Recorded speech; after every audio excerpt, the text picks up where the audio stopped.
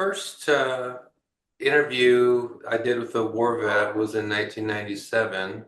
I was in a discussion group, and there's an older gentleman who wore an eye patch, and I learned that he lost his eye fighting the Germans in the Second World War. So I invited him to just come to a class of mine, just have a discussion about his experiences. Don't prepare a speech, don't prepare a lecture, just come to class and we'll sit down and just talk about it. And so that Hmm. was 1997, and I've pretty much been having discussions with war vets ever since. It was overwhelmingly World War II vets until that became, you know, uh, impossible to do because there just aren't that many World War II vets around anymore. And now I'm focusing on Vietnam veterans. The thing I regret is that I did not record the discussions. I did not, with any regularity, record the discussions until it became easy to do so, which was, maybe 5 or 6 years ago. Um, and so all those discussions with World War II vets were great um, when they were happening, because usually they took place in classes and classrooms, things like that. Um, but once they were over, they were over.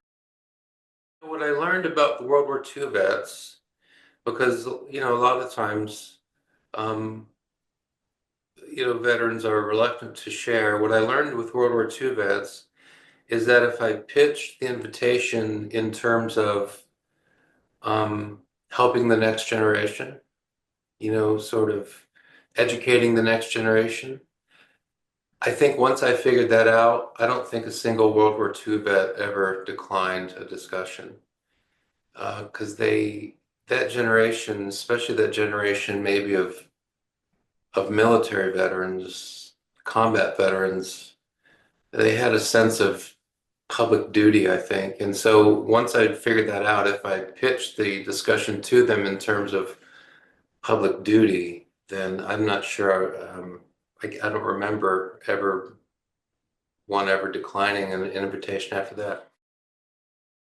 And the invitation is open to any veteran who has served in any combat zone in any capacity. But it has turned out that the veterans I've talked to are overwhelmingly combat veterans. Um, I think it's a little bit like me. I'm a non-combat vet. I didn't get anywhere near combat.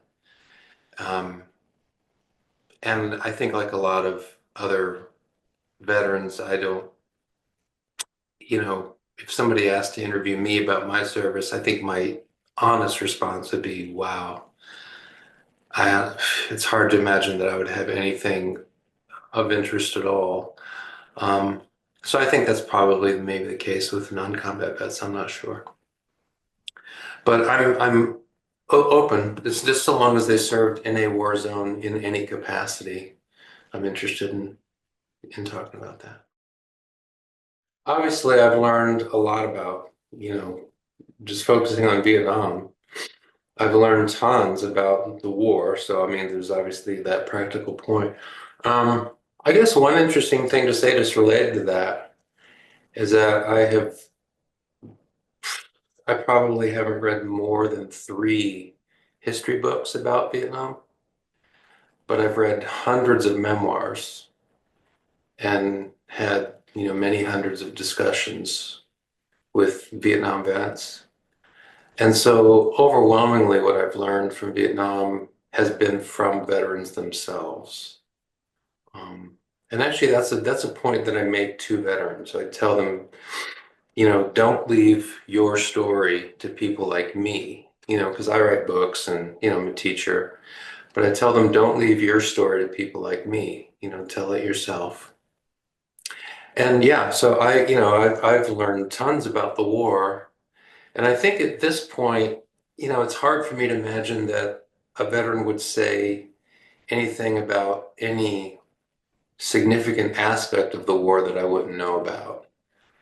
Um, I think Vietnam vets, they'll give me details, things that I hadn't heard before. But I think at this point, it's hard to imagine there's anything significant that I don't know about. But I've learned that all from the Vietnam vets themselves.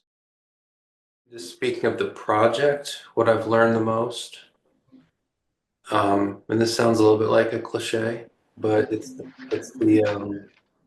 gift of listening.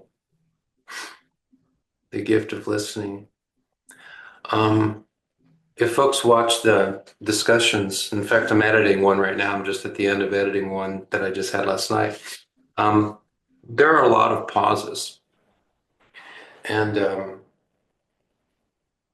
you know, and so it's not just Q&A. It's a discussion, and it's reflection on what's being said. And I think that often veterans will tell me that they really enjoyed or really appreciated the experience. And I think what they mean is that because oftentimes the material isn't all that fun to talk about, you're talking about guys, who got killed and terrifying experiences and things. So I don't think they mean it was enjoyable talking about that stuff. I think what they mean is that there was some enjoyment in talking to someone who knew what they were talking about. Um, But also, I think what they're talking about is they appreciated the experience of being listened to, you know, of somebody who's listening to them, who's not just hearing what they're saying, but who's listening. Because in the questions that I'll pitch back to them, I'll often repeat back to them what they said, rehearse back to them what they said, echo back to them what they said, and then put the question on as part of that. And so I think so what that tells me, what I've learned, I think, is what I've learned from the experience is just what a gift it is to listen to someone else and how rare that is to walk away from an experience feeling like you've really been listened to, like you've really been heard. So yeah, so this is the very practical one. I've just learned tons about the Vietnam War from these guys, and then there's the more kind of psychological one, there's a real gift in listening. The way I see this project is a big part of it is it's an exchange of gifts. And what I do is I give the veteran the gift of undivided attention, which is really rare, I think, in our world today. So I give the veteran the gift of undivided attention, and the veteran, in exchange, gives the gift of a story that is unique. Not that, you know, not that veterans don't experience similar things and serve in similar places, um, but unique in that, this is this individual's experience of war. So I think that's a pretty great gift. That's a pretty great exchange. The gift of listening, the gift of undivided attention in exchange for a a story that's unique in the history of the world because it's this one individual story. Veterans will talk about, how awful combat is. Yeah, there are a small number who enjoy it. Just for personality reasons, they did like, the thrill of the fight, but there are very few who, say that combat is anything other than a living nightmare. But what they will usually, often, certainly often, I think, really, I mean, the great majority of cases, what they'll say is that there is something that they miss about that experience, and that is the incredible intensity of the relationship that they had with the guys they served with. Meaning that, you know, you are, even though you may not know this guy particularly well, who's next to you in a firefight, um, and in fact, you may only know him by a nickname. You don't even know his real name. You just know a nickname. So it's not like you're bosom pals or anything. But in that world, you will put your life on the line to protect him, and he'll put his life on the line to protect you. And so there is this incredible bond that these guys have that they will often look back on and miss, because that kind of incredible bond is probably impossible to replicate in the non-war world, except maybe among police officers. I think the same, something similar might be true among police officers who find themselves in very difficult circumstances. Um, so that's a common theme, the incredibly tight bond that you form in the world of war. Shakespeare's phrase, the band of brothers, right? In Henry V, um, that idea, we few, we happy few, we band of brothers. Um, Not happy because combat is fun, but happy because we've experienced something that's really unusual in the world, this incredible bond that you develop in that world. So that's certainly a key theme that comes up. And that's kind of, it doesn't matter what conflict you're talking about. And I guess just to bounce off what I just said there, another thing I've noticed is that it doesn't really matter what the conflict is. World War II, Korea, Vietnam, Iraq, Afghanistan, the Gulf War, the Falklands War. Um, Combat veterans seem to talk about combat in the same way. Uh, the burdens of it, the way it stays with you, you know, the weight of it. It's one of the things I noticed that World War II vets, of course, they fought in that war that had an obvious, there's an obvious, clear mission.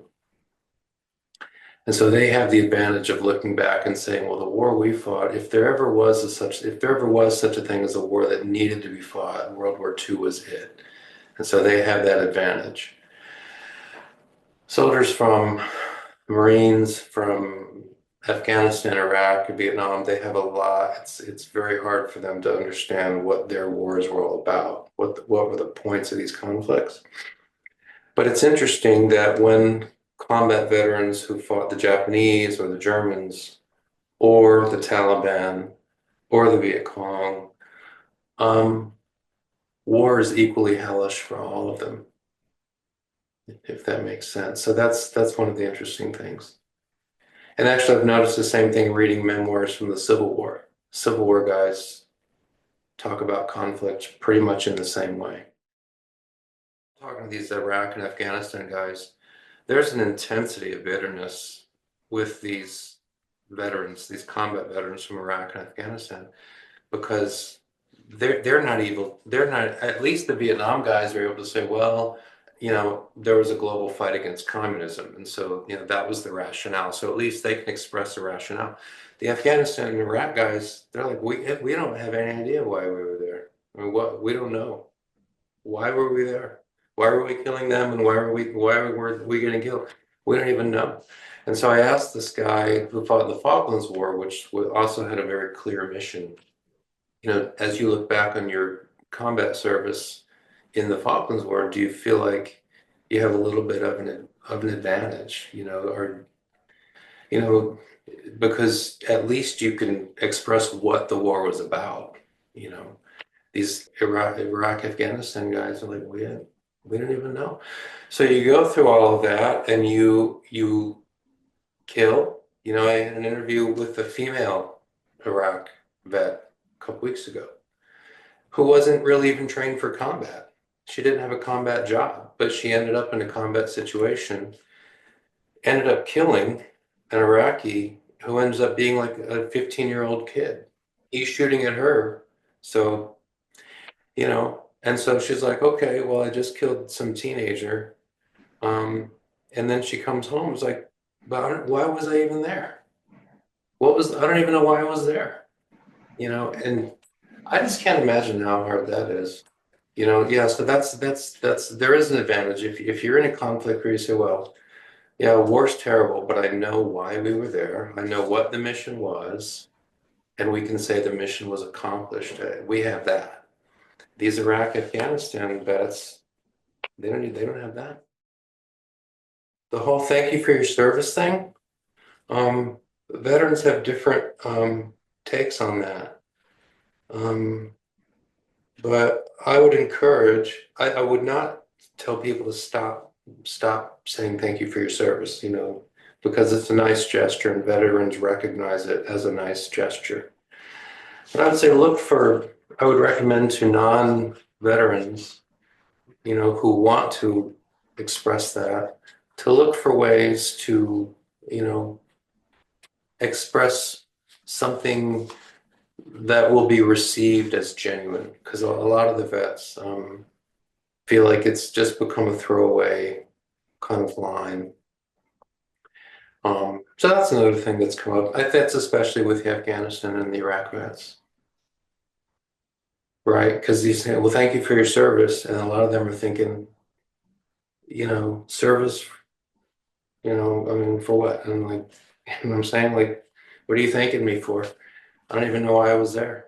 You know what I'm saying? So, yeah, so maybe that's one thing that's come out of the discussion with them is thinking about that. What does it mean to me? Why do I do it? It's all voluntary, right? So, and I spend a lot of time on it, you know, so why do I do that? Um, I get at the most, I don't know, I guess at the most basic level, it's interesting. I mean, I always learn something. Um, it's profound. I know that often, at least, you know, fairly often, I hear things that the veteran has never said to a non-veteran before. Um, there's meaning in just recording the stories because so many World War II and Korean War veterans and Vietnam veterans have passed away, and some of them never said a thing. And even those who did share, like those who shared with me before I recorded the discussions, you know, once they're gone, that's it. So there's value in recording these discussions for historical purposes, for educational purposes. And then also, actually, you know, now that it comes to mind, um, I interviewed a South Korean who fought in the Korean War through an interpreter. And so, I mean, he was elderly. This war took place in the early 50s. So he passed away. And his grandson wrote to me. And, you know, he asked for some things that came from that interview. But basically, what he said was, you know, the family appreciated the discussion while Grandpa was alive. But now that Grandpa's dead, that discussion means so much more because that's the only video recording they have of him speaking. And I've seen this a few times where, you know, families might in some general vague way appreciate the discussion, but then the veteran's gone and they realize, wow, this is it. This is what we have. Where we see, you know, our loved one with his own facial expressions, his own gestures, his own intonations.